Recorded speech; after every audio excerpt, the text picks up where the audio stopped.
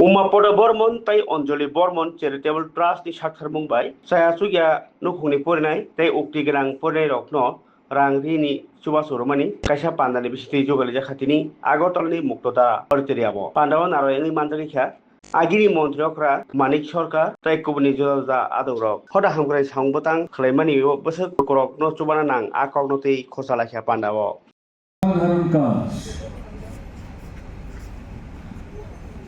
আমাদের সমাজ নানা জটিলতায় ভরে গেছে। বিস্তৃত বলবার প্রয়োজন আছে বলে আমি মনে করি না, কিন্তু এর মধ্যে যে নেতিবাচক বিষয়গুলো মাথা চাড়া দিয়ে উঠছে তার মধ্যে বিশেষভাবে অন্যতম হচ্ছে আত্মকেন্দ্রিকতা। নিজের জন্য ছাড়া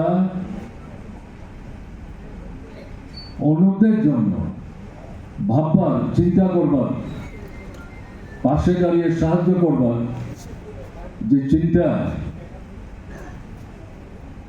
এটা একটা অতি ক্ষুদ্র অংশ ব্যক্তি রেখে বড় অংশটাই নিজেদের নিয়েই কিন্তু তারা মশগুল থাকে।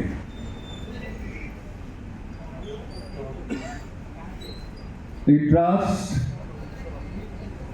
এই ভাবনা এবং নেতিবাচক যে চিন্তা তার থেকে ভিন্ন ধর্মী, আত্মকেন্দ্রিকতা বিমুখ, যাদেরকে আমি প্রাণ পুরুষ বলে চিহ্নিত করবার চেষ্টা করলাম এই ট্রাস্টে, তাদের বিদ্যালয়, কলেজ, বিশ্ববিদ্যালয়ে যে শিক্ষা তাকে আমি ছোট করে দেখছি না, কিন্তু প্রকৃত অর্থে আমার সীমাবদ্ধ অভিজ্ঞতার ভিত্তিতে আমি যেটা বলতে চাইছি অত্যন্ত দৃঢ়তা নিয়ে, আত্মবিশ্বাসের সাথে, ছেলে মেয়েদের মানুষ হিসেবে গড়ে তুলবার প্রশ্নে প্রকৃত অর্থে প্রধান শিক্ষক শিক্ষিকা হচ্ছে আমাদের পিতা এবং মাতা, এবং বিশেষ করে আমি বলবো মাতার কথা, মায়ের কথা। তার জন্য আলাদা কোনো পাঠ্যপুস্তক নেই। দৈনন্দিন জীবনযাত্রা, আচার আচরণ, পরিবার পরিচালনার ধরন, মানুষের প্রতি দৃষ্টিভঙ্গি, সাহায্যের প্রত্যাশা নিয়ে যারা অত্যন্ত জড়সড় অবস্থায় বাড়িতে গিয়ে হাত বাড়িয়ে চোখের জলে বুক ভাসিয়ে অনিশ্চয়তা ভরা মন নিয়ে, মুখ নিয়ে অপেক্ষা করে তাদের প্রতি পিতা মাতার যে ভূমিকা, যে আচরণ, যে ব্যবহার, এই সমস্ত কিছুর মধ্য দিয়েই মা এবং বাবা তাদের যারা সন্তান সন্ততি তাদের সামনে প্রকৃত মানুষ হয়ে গড়ে উঠবার শিক্ষা কিন্তু তারা দেওয়ার চেষ্টা করে। এই শিক্ষা যদি দুর্বলতা থাকে তাহলে সন্তান সন্ততি মানুষ হিসাবে মানুষের মতো কিন্তু গড়ে উঠতে পারে না। ডাক্তার হতে পারে, ইঞ্জিনিয়ার হতে পারে, অধ্যাপক অধ্যাপিকাও হতে পারে, কিন্তু প্রকৃত অর্থে আমি খোলা মন নিয়ে বলছি, মানুষ হতে গেলে পরে যেই শিক্ষায় শিক্ষিত হওয়া দরকার সেই শিক্ষায় কিন্তু শিক্ষিত হওয়া যায় না। বর্তমান পরিসরে আমাদের মা বাবাদেরও একটা উল্লেখযোগ্য অংশ আমি বলবো, বড় অংশ, বলতে কোনো দ্বিধা নেই, তারা নিজেরাই অতিমাত্রায় আত্মকেন্দ্রিক হয়ে গেছে। ছেলে মেয়েদের পড়ো পড়ো পড়ো, নম্বর জোগাড় করো, এর বাইরে কিন্তু আর কোনো চিন্তা নেই।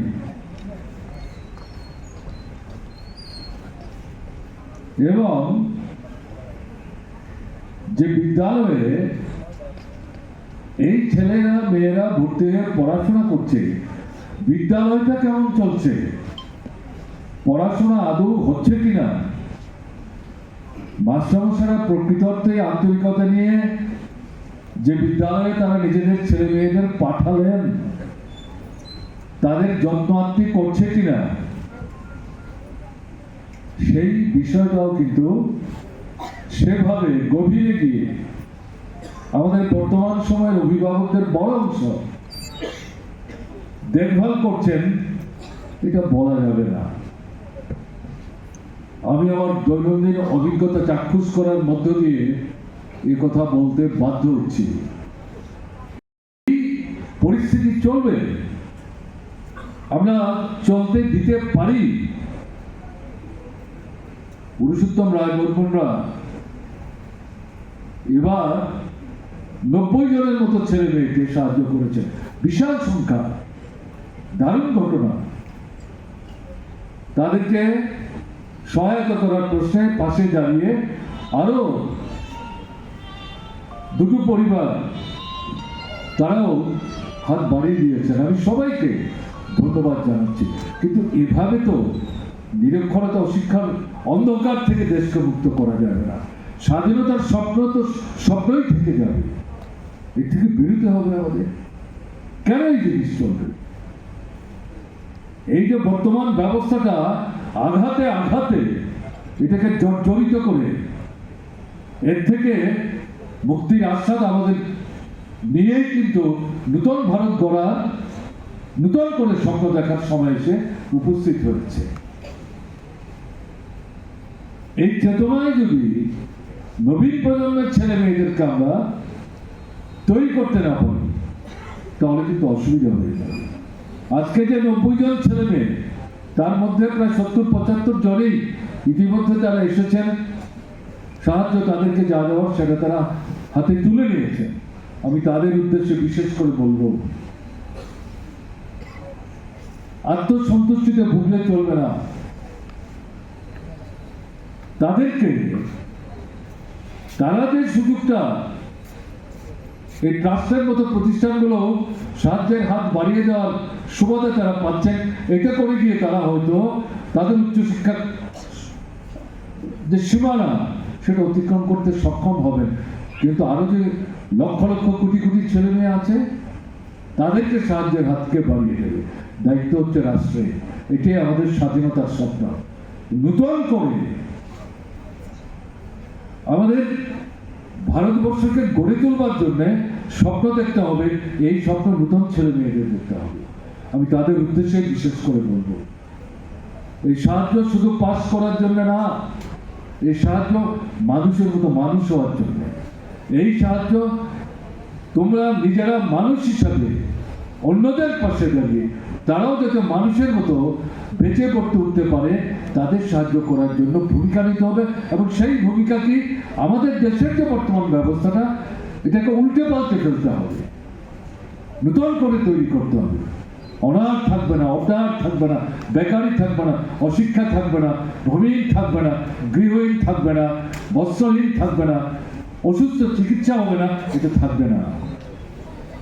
যা ধর্ম বর্ণ যার যার তার রাষ্ট্র সমাজ, এই যে দৃষ্টিভঙ্গি, এই দৃষ্টিভঙ্গিতে যদি ভারতকে নূতন করে আমরা তৈরি করতে না পারি তাহলে কিন্তু চলবে না।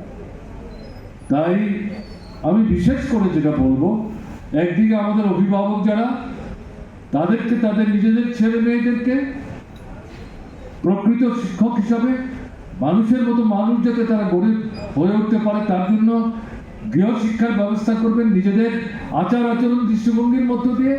আরেকদিকে এই ছেলে মেয়েদের বলবো, নিজেদের পড়াশোনার পাশাপাশি গোটা ব্যবস্থার মধ্যে এটা মৌলিক গুণগত পরিবর্তন এনে নূতন ভারত গড়ে তুলবার জন্য ভবিষ্যৎ দিনের বৃহত্তর যে সংগ্রাম, সেই সংগ্রাম গড়ে তুলবার প্রস্তুতি তোমাদেরই গ্রহণ করতে হবে।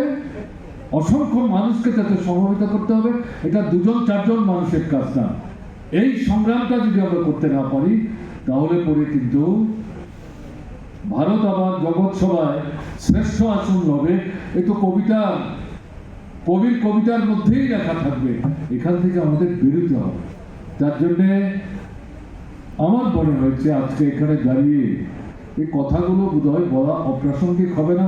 আমি ভাবছিলাম বোধহয় তার দীর্ঘ লিখিত ভাষণে প্রথম 5টা বিদ্যালয়ের মধ্যে অন্যতম যে বিদ্যালয় তার পাশেই একটা সরকারি বাড়িতে আমাকে থাকতে দেওয়া হয়েছে। এটা দয়ার দান না, আমাদের রাজ্যের একটা আইন। সে আইনকে ভিত্তি করেই এই সুযোগ বর্তমান সরকার আমার জন্য সম্প্রসারিত করেছে। এই বাড়িটাতে থাকার সুবাদে আগের অভিজ্ঞতা আমি নাই বা বললাম। গত প্রায় 6 বছর যাবৎ আমি এখানটা আছি। এই যে বিদ্যালয়টি অন্যতম সেরা বলছি কেন, মাধ্যমিক বা দ্বাদশ মানের পরীক্ষায় প্রথম যে 10 জন ছেলে মেয়ে তাদের মধ্যে অন্তত 3 জন 4 জন 5 জন এই বিদ্যালয় থেকে একটা সময়ে তারাই স্থান করে নিতে পারত। এখন হয়তো তা পারে না, তারপরে 2 জন 3 জন নিশ্চিতভাবেই তারা সে স্থান দখল করতে পারছে। কিন্তু এখানে তো পড়াশোনা হচ্ছে না। আমি মাঝে মাঝে দাঁড়িয়ে জানালার পাশে দ্বিতলে ক্লাসে মাস্টারমশাই বা দিদিমণিরা কি পড়াচ্ছেন অত্যন্ত আগ্রহ নিয়ে আমি বুঝবার চেষ্টা করি। মাঝে মধ্যে সপ্তাহে 1-2 ক্লাস কোনো কোনো দাদামণি দিদিমণি তারা হয়তো নিচ্ছেন, কিন্তু সপ্তাহের অধিকাংশ দিনেই অধিকাংশ ক্লাসে সেভাবে পাঠ দেওয়ার যে ব্যবস্থা সেটা নেই। বাজনার শব্দ পাই, টেবিল চাপড়ানো, টোল বাজানো, কোনোটাই কি পাচ্ছে না। একটা কিছু তো করতে হবে। এই বয়স তো নিশ্চল বসে থাকার বয়স না, চঞ্চল উদ্যম। আজকে সে তো বসে থাকবে না, এবং খোঁজ নেওয়ার চেষ্টা করলে পরে দেখা যাবে মাস্টারমশাইয়ের অভাব। এই যে পরিস্থিতিটা চলছে, সকাল 6:30টায় যে মা বা কোনো কোনো ক্ষেত্রে বাবাদেরও দেখা যায় বাড়ির সন্তান সন্ততিদের নিয়ে স্কুলে ঢুকিয়ে দিচ্ছে, আবার একটা সময় ঘন্টা বাজিয়ে 10:30 বা 11:15 তাদেরকে ছেড়ে দেওয়া হচ্ছে। মা বাবার এই বাচ্চাদেরকে জিজ্ঞেস করছেন কিনা আজকে কি করলে, কটা ক্লাস করলে। আমার তো মনে হয় স্কুল থেকে বেরোচ্ছে, হাত ধরে টানতে টানতে হিচড়াতে মা তাদেরকে নিয়ে বাড়িতে ফিরছে। আমি এই কারণে কথাগুলো বলতে বাধ্য হচ্ছি। এই যে পরিবেশ পরিমণ্ডল যেটা চলছে, এটাকে এভাবে কি চলতে দেওয়া যায়? একে তো এভাবে চলতে দেওয়া যায়। এর থেকে আমাদের বেরিয়ে আসতে হবে, এবং বেরিয়ে আসতে গেলে আমাদের প্রত্যেকেরই কিছু না কিছু কার্যকরী সদর্থক ভূমিকা গ্রহণ করতে হবে। ইতিবাচক ভাবনা চিন্তায় আমরা নিজেদেরকে যদি সেভাবে ছোটবেলা থেকে গড়ে তুলতে সক্ষম হয়ে থাকি তাহলে এই কাজটা আমাদের পক্ষে করা সম্ভব। এই যে ট্রাস্ট, তার যারা প্রাণ পুরুষ, যাদের কথা আমি উল্লেখ করলাম, ছোটবেলা থেকেই বিশাল অট্টালিকা বানানোর জন্য তাদের মা বাবাকে কিন্তু ব্যস্ত থাকে। তারা দেখেননি, তারা দেখেছেন মানুষ হিসাবে বিপন্ন আরেকটা মানুষের পাশে কিভাবে দাঁড়াতে হয় সেই কাজটা তাদের মা বাবা তাদের সামর্থ্যের সীমাবদ্ধতার মধ্যেই করবার চেষ্টা করে গেছে। আমার তো নিজের ধারণা তাদের বিদ্যালয়ের পাঠে কোনো খামতি ছিল না, মহাবিদ্যালয় বা বিশ্ববিদ্যালয়ের পাঠেও কোনো খামতি ছিল না, কিন্তু বড় পাঠ বাবা এবং মার কাছ থেকেই তারা নিয়েছেন, মানুষের মতো মানুষ হতে সক্ষম হয়েছেন। যে অনুপ্রেরণা এই ক্লাস তৈরি করতে তাদেরকে উদ্বুদ্ধ করেছে এবং এই মঞ্চটাকে ব্যবহার করে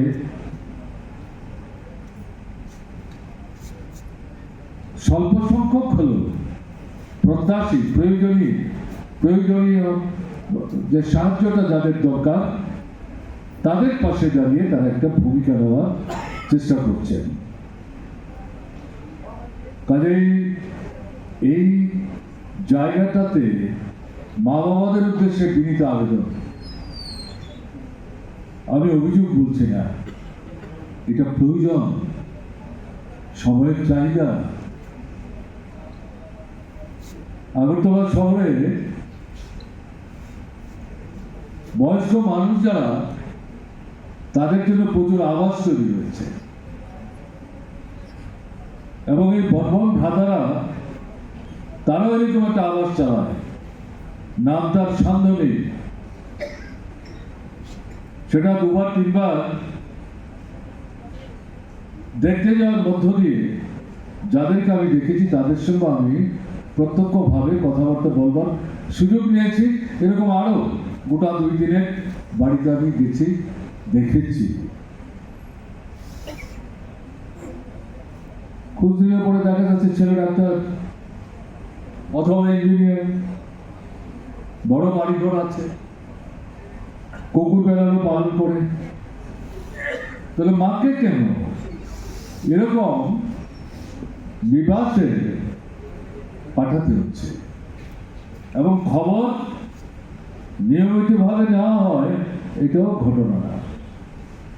একটা ছোট্ট অংশ হয়তো নেই, যারা এগুলো প্রতিষ্ঠা করেছেন এবং দেখভাল করছেন তাদের নিজেদের দান এবং সাধারণ মানুষের স্বতঃস্ফূর্ত সহায়তা, তার মাধ্যমে এদের বেঁচে পড়তে থাকার প্রশ্নে তারা সত্যিই আন্তরিকভাবে সেখানে কাজ করার চেষ্টা করছে। জায়গাটাতে দাঁড়িয়ে এটাই মা বাবাদের উদ্দেশ্যে বিনীত আবেদন, আপনি যদি পিতামাতা হিসাবে ছোটবেলা থেকে সন্তান সন্ততিকে মানুষ হিসাবে গড়ে উঠবার জন্য যে মূল্যবোধে সমৃদ্ধ করে তোলা দরকার, শুধু পাসের সার্টিফিকেট সংগ্রহ করা না, তাতে যদি আপনি দুর্বলতা দেখান তাহলে তার প্রতিফল কিন্তু আপনাকে ভুগতে হবে। সেই ডাক্তার ইঞ্জিনিয়ার ছেলে মেয়েই কিন্তু বয়স থাকতে আপনাকে এরকম দেখভাল করবার জন্য, যাদের দেখভাল কেউ নেই, এরকম যে বাড়িঘর, সেখানে কিন্তু আপনাকেও তারা সেখানে স্থান খুঁজে পেতে বের করে সেখানেই রেখে আসতে তারা উদ্যোগ গ্রহণ করবে। এরকম পরিস্থিতি হোক নিশ্চয়ই চান না। কাজে সেদিক থেকে এই বিষয়টার প্রতি কিন্তু আমাদের নজর রাখা দরকার। তাহলে পুরুষোত্তম রায় বর্মন, গৌতম রায় বর্মন, তারা যদি এভাবে বেড়ে উঠতে পারে, আমার আপনার ঘরের ছেলে মেয়ে কেন বেড়ে উঠতে পারবে না? তাদের মায়েরা বাবারা যেভাবে তাদের গড়ে উঠতে সাহায্য করেছে, আমি আপনি আমাদের পরিবারের যে সন্তান সন্ততি তাদেরকে সেভাবে গড়ে তোলার ক্ষেত্রে কেন আমরা ভূমিকা নিতে পারবো না? আমার মনে হয়েছে কথাগুলো বোধহয় একটা সময় এখন এসে দাঁড়িয়েছে আমাদের বলা দরকার। এবং এটা এক ধরনের বলতে পারেন অত্যন্ত বিনয়ের সাথে আঘাতও বলতে পারেন, কাউকে ছোটখাটো করার জন্য বলছি না, অভিজ্ঞতা থেকে কিন্তু এই কথাটা বলতে বাধ্য হচ্ছি। এই